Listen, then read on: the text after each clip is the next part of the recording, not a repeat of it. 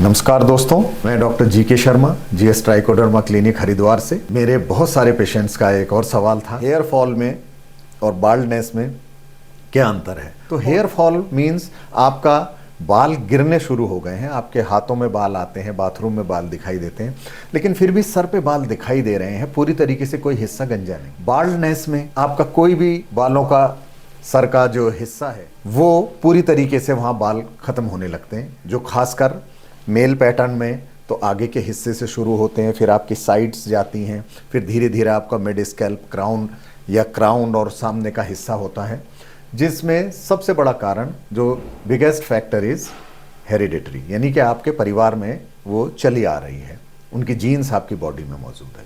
तो बाल्डनेस है पूरी तरह से किसी भी हिस्से से बाल का चला जाना। और भी कारण होते हैं हेरिडिटरी के अलावा, जो हम एलोपेशिया तरह के होते हैं, ये एंड्रोजेनेटिक एलोपेशिया है जो आपका जो वंशानुगत होता है, हेरिडिटरी होता है।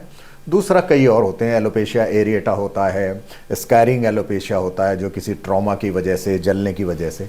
तो मुख्य रूप से हेयर फॉलिंग मीन्स बाल आपके गिर रहे हैं लेकिन सर पे बाल हैं, भले ही उनका वॉल्यूम कम हो गया हो या डेंसिटी कम हो गई हो।